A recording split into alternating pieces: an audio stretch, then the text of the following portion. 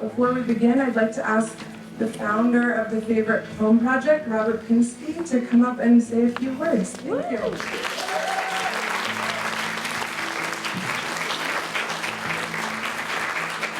Well, once it will be a very few words.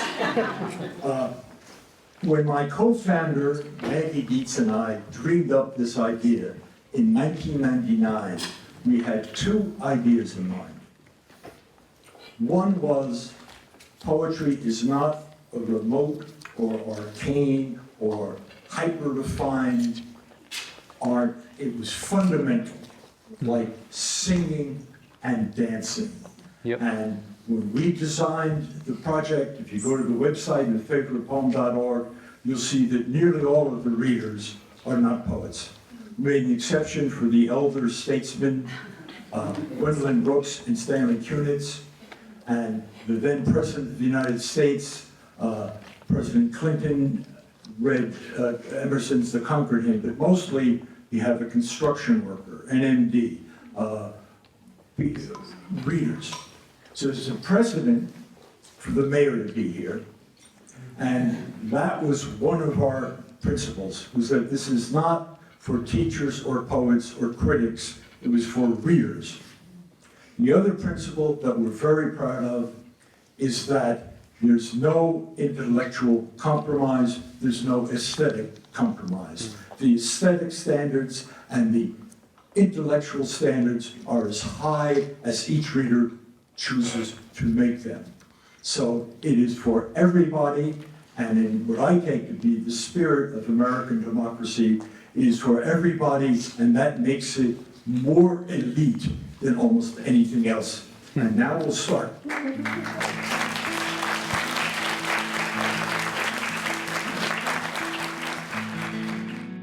So, when Robert was named Poet Laureate, I was his graduate student at Boston University. I was 23 years old. And the poet Robert Hass, who was one of Robert's predecessors as Poet Laureate, told Robert that he would really need somebody to answer the telephone and reply to faxes. This is a long time ago. And Robert asked me to do that. And I stayed on over the summer, and we then were partnering with, or Robert was starting to partner with an organization called the New England Foundation for the Arts. And the director there said, well, Robert, you know, you're kind of busy. You're going to need someone who is the director of the Favorite Poem Project. And Robert said, well, Maggie can do it. And I said, I can? But it is, the project is one of the great joys of my life. And 25 years ago, we were just getting the project off the ground, but one of the things that happened is that we had a reading at the White House, the Clinton White House, and I believe it was at that reading that I first heard this poem. So I didn't see this poem the first time that I encountered it. I heard it, and I heard Robert Hass, the previous Poet Laureate, saying this poem aloud. And so it has come to mean something, this poem has become something of a mantra for me. And part of its beauty, the poem is titled Question by Mae Swenson, and part of its beauty is its tenderness toward the body. And I think we are not always kind to our bodies, and we don't always love them. And the other thing that really moves me about the poem is that it's a gesture at the ineffable. So it is asking not just one question, but many, and it isn't struggling to create an answer to those questions. So I will read it. Question. Body, my house, my horse, my hound, what will I do when you are fallen? Where will I sleep? How will I ride? What will I hunt? Where can I go without my mount, all eager and quick? How will I know in thicket ahead is danger or treasure when body, my good, bright dog, is dead? How will it be to lie in the sky without roof or door and wind for an eye? With cloud for shift, how will I hide?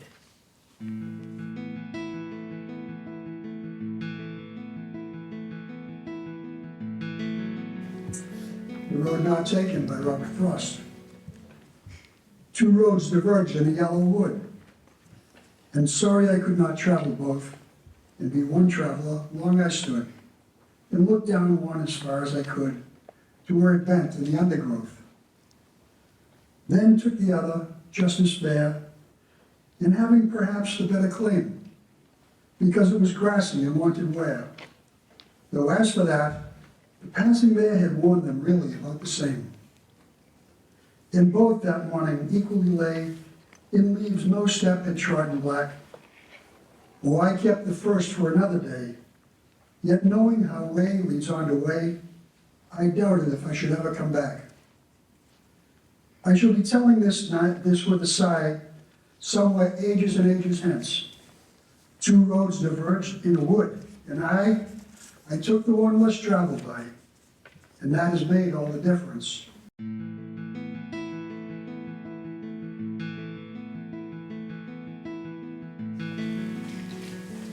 A stranger on the riverbank, with the river, water binds me to your knee. Nothing brings me back from my faraway to my palm tree, not peace and not war. Nothing makes me enter the Gospels, nothing. Nothing sparkles from the shore of ebb and flow between the Euphrates and the Nile. Nothing makes me descend from the Pharaoh's hills. Nothing carries me and makes me carry an idea. Not longing and not promise. What will I do? What will I do without exile in the long night that stares at the water? Water binds me to your knee. Nothing takes me from the butterflies of my dreams to my reality. Not dust and not fire. What will I do without roses from summer come? What will I do in a theater that burnishes the singers with its new stones? Our weight has become like light, like our houses in the faraway winds. We have become two friends of the strange creatures in the clouds. And we are now loosened from the gravity of our identity's land. What will we do? What will we do without exile in a long night that stares at the water? Water binds me to your knee. There's nothing left of me but you, and nothing left of you but me. The stranger massaging the stranger's back. Oh stranger, what will we do with what is left to us of calm, and of a snooze between two nets? And nothing carries us, not the road, and not the house. Was this road always like this from the start, or did our dreams find a man on the hill among the Mongol horses and exchange us for it? And what will we do? What will we do without exile?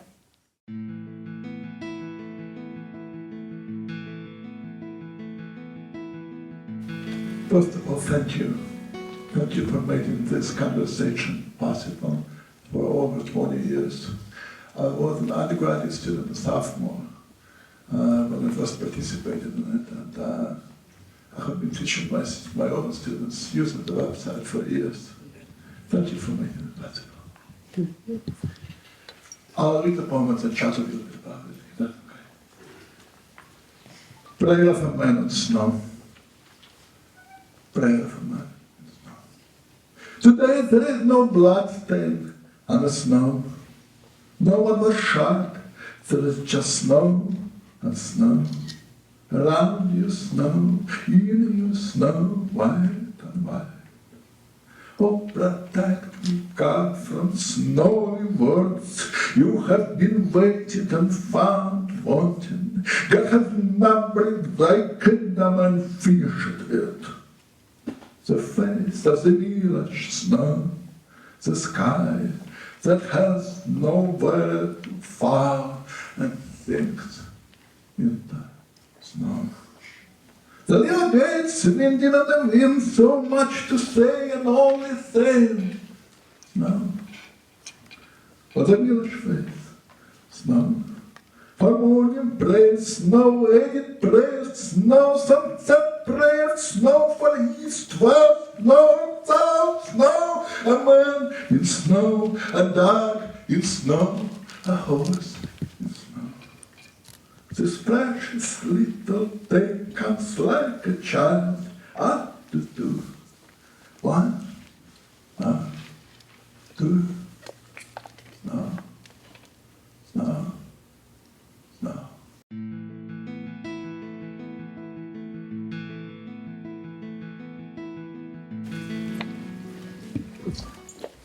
Good afternoon. I have a few excerpts from Anna Akhmatova's Requiem.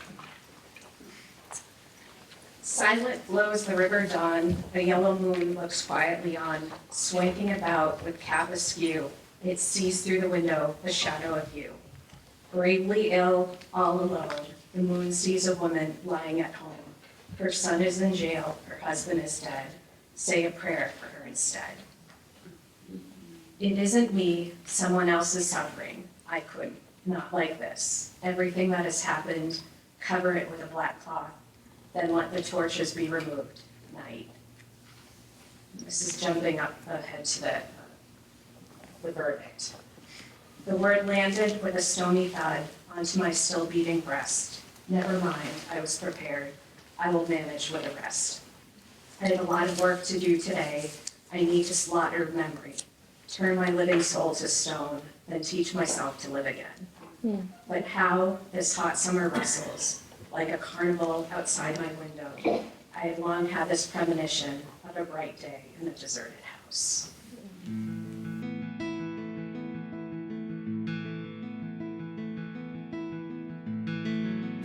Good afternoon, everyone. Hello. Gratitude by Cornelia Seedy. I'm here to tell you an old story. This appears to be my work. I live in the world, walk the streets of New York, this dear city. I want to tell you, I'm 36 years old. I have lived in and around my blood. I want to tell you I am grateful because after all, I am a Black American poet. I'm 36 and no one has to tell me about luck. I mean, after reading, someone asked me once, if you weren't doing this, what, if anything, would you be doing? And I didn't say, but we both understood. I'm a Black American male. I own this particular story on this particular street at this particular moment. This appears to be my work. I'm 36 years old, and all I have to do is repeat what I notice over and over. All I have to do is remember. And to the famous poet who thinks literature holds no small musics, love. And to the publishers who believe in their marrow, there's no profit in the fringes, love. And to those who need the promise of wind, the sound of branches stirring beneath the line, here's another environment poised to open. Everyone reminds me what an amazing odyssey I'm undertaking. As well they should. After all, I'm a Black American poet, and my greatest weakness is an inability to sustain rage. Who knows what will happen next? This appears to be one for the books. If you train your ears for what's unstated, beneath the congratulations, that silence is my story, the pure celebration and shock of my face defying its gravity, so to speak. I claim this tiny glee, not just for myself, but for my parents who stood there, who shook their heads. I'm older now than my father was when he had me, which is no big deal, except I have personal knowledge of the wind that tilts the head back. And I claim this loose seed in the air glee on behalf of the social studies teacher I had in the 10th grade, a real bastard who took me aside after class this afternoon. He heard I was leaving for private school, just to tell me he expected me to drown out there, that I held the knowledge of a drowned man, the regret of ruined flesh in my eyes, which was fair enough, except I believe I've been teaching far longer now than he had that day. And I know the blessing of a narrow escape. And I claim this rooster pull-down morning glee on behalf of everyone who saw me coming and said yes, even when I was loud, cocky, insecure, even when all they could have seen was the promise of a germ, even when it meant yielding ground. I am a bit older than they were when I walked into the room, or class, or party, and I understand the value of the understated push. A lucky man gets to sing his name. I have survived long enough to tell a bit of an old story. And to those who defend poetry against all foreign tongues, love. And to those who believe a dropped clause signifies encroachment, love. And to the bullies who need the musty air of the clubhouse all to themselves, I am a brick in a house that is being built around your house. I'm 36 years old, a Black American poet. Nearly all the things that weren't supposed to occur have happened anyway, and I have a natural inability to sustain rage. Despite the evidence, I have proof and a job that comes as simple to me as breathing.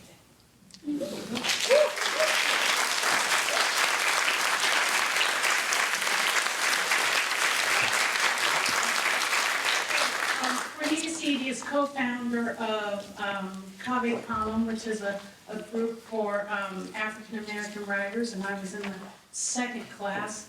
His co-founder, Troy Darracott, was my teacher and asked me to do this event poem, and Cave Column is incredibly important to me, so thank you.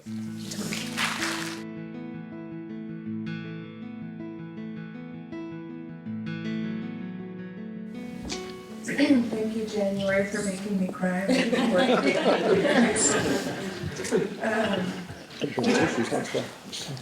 I'm going to be reading Thanks by W.S. Merwin, and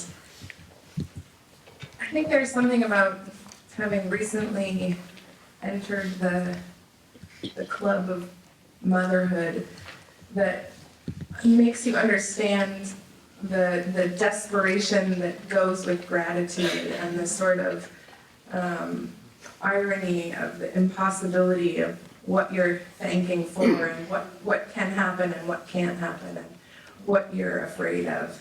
And I think especially raising kids in a world with climate change in the background where we don't really know what the future holds, and there's this sort of just desperate sense of wanting everything to be okay while it isn't. And I think though this poem originates in a very different context, it fits in that one. Thanks. Listen, with the night falling, we are saying thank you. We are stopping on the bridges to bow from the railings.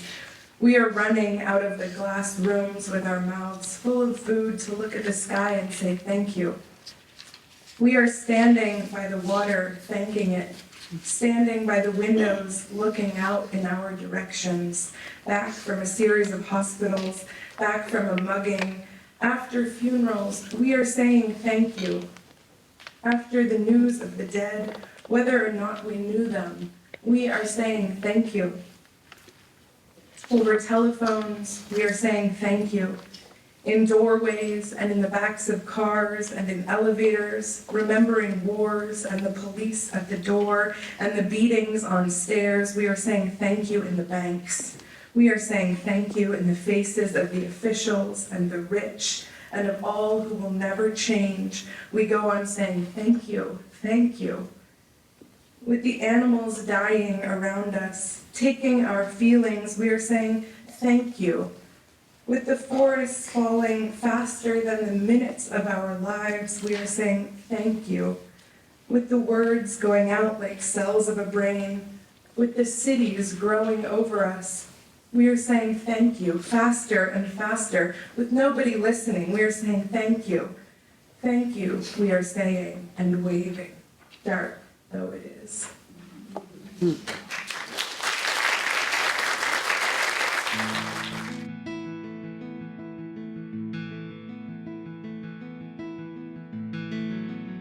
Good afternoon. This afternoon I'm going to read If by Rudyard Kipling. If you can keep your head when all about you are losing theirs and blaming it on you, if you can trust yourself when all men doubt you, but make allowance for their doubting you too. If you can wait and not be tried by waiting, or being lied about, don't deal in lies, or being hated, don't give way to hating, and don't look too good nor talk too wise. If you can dream and not make dreams your master, if you can think and not make thoughts your aim, if you can meet with triumph and disaster and treat those two impostors just the same. If you can bear to hear the truth you've spoken, twisted by knaves to make traps for fools, or watch things you gave your life to, broken and stoop and build them up with worn out tools. If you can make one heap of all your winnings and risk in one turn of pitch and toss and lose and start again your beginnings and never breathe a word about your loss. If you can force your heart and nerve in a sinew to serve your turn long after they are gone, and so hold on when nothing in you except the will which says to them, hold on. If you can talk with crowds and keep your virtue, or walk with kings and not lose the common touch. If neither foes nor loving friends can hurt you, if all men count on you but not too much, if you can fill the unforgiving minute with 60 seconds worth of distant run, yours is the earth and everything that's in it, in which is more, you'll be a man, my son. I was asked to do this project, and I've had poems over the years, and I went back and we started talking and we started looking, and of course, when you read a poem like this, and I remember reading it when I was in high school, and I remember having this conversation with my father, and when it was brought back to me in the last couple of weeks when I was getting ready for this project, I mean, the poem is about self-control, integrity, and humility, and it's about not taking your triumphs or your disasters, you're taking on an even keel, and it put it into perspective to me when I looked at myself in my role over this last 4 or 5 months as acting mayor, as you put it onto all our political leaders. I would hope that they would all take a minute and read this poem and realize it's not about them, it's about all of us. It's about the humility to be able to do your job and understand that we're all in this together, and I look at it as people jokingly, and I affectionately call myself Mayor Bob. And it's all about, I take what I do very seriously, but at the same time, I'm a very big proponent of taking what you do seriously, but at the same time having fun doing it. Because I can have a conversation 1 minute with the lieutenant governor, and the next minute be talking to the gentleman that empties the trash barrel in my office about the Celtics game. So it's about, I would hope that anybody who's elected to political office realizes that once you attain any office, I don't care which office it isn't about the office, it's about the job, and it's about serving the people, and it's about everything that's talked about in this poem. And it's, after I read it again, I was in the process of now having it printed and framed and gonna hang it on my wall, so. Thank you.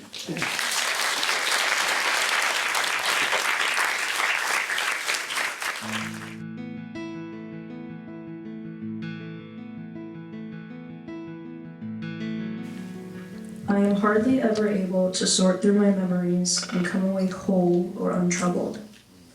It is difficult to sift through the stones, the weighty moments, and know which is rare gem, which raw coal, which worthless shale or slate. So, one by one, I drag them across the page, and when one cuts into the white, leaves a trail of blood, no matter how narrow the stream, then I know I've found the real thing, the diamond, one of the priceless gems my pain produced. There, I say, is a memory worth keeping. Thank you.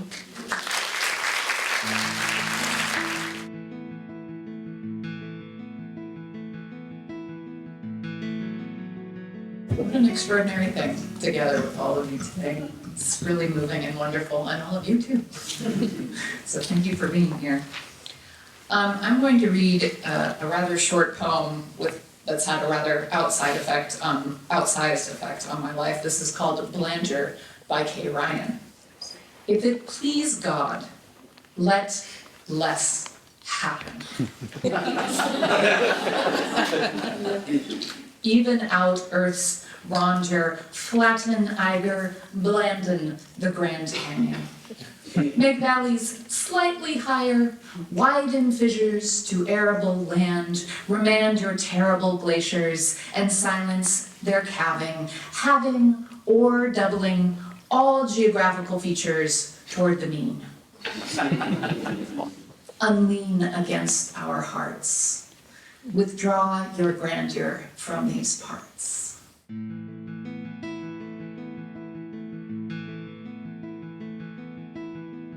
I'm moved, as I hope you are, by the variety of readers we've heard and by how unpredictable and heartfelt each poem is with each person. Nothing is as expected in the experience, and yet it fits. It's unexpected and improvised, and it feels deeply, movingly appropriate. Nearing the end of my life, that principle of improvisation, seeing how it will turn out, has become inevitable for me. I'm going to read a poem, quite a short poem, by Antonio Machado, the Spanish poet, who, in line with the remarks I made before we began, Machado epitomizes that combination of the highest possible degree of sophistication and knowledge of his art, and increasingly in his poems through his life, to say what is most fundamental. And maybe that's what I think about the art of poetry. It's neither simple nor academic, it's not complicated, it's not simple, it is simply fundamental. I'll dare to read Machado's poem, first in English and then in Spanish, one of the few subjects that I did any good in at all in high school. Spanish, woodshop, and music were the only things I got above a C in. And they involved, each of them involved responding to the material rather than having a really good plan. Traveler, there is no road. Traveler, your footprints are the only road, nothing else. Traveler, there is no road. You make your own path as you walk. As you walk, you make your own road. And when you look back, you see the path you will never travel again. Traveler, there is no road, only a ship's wake on the sea. There's only retrospect, there's only memory. Caminante, no hay camino. And immediately you see how it's a quite good translation I read to you by Mary Berg and Dennis Maloney. But caminante, no hay camino. Caminante, road goer, there's no road, you can't say that in English. So traveler, there's no road, you really have lost. Caminante, no hay camino. Caminante son tus huellas el camino y nada más. Caminante, no hay camino, se hace camino al andar. Al andar se hace el camino y al volver la vista atrás. Se ve la senda que nunca se ha de volver a pisar. Caminante, no hay camino, sino estelas en la mar.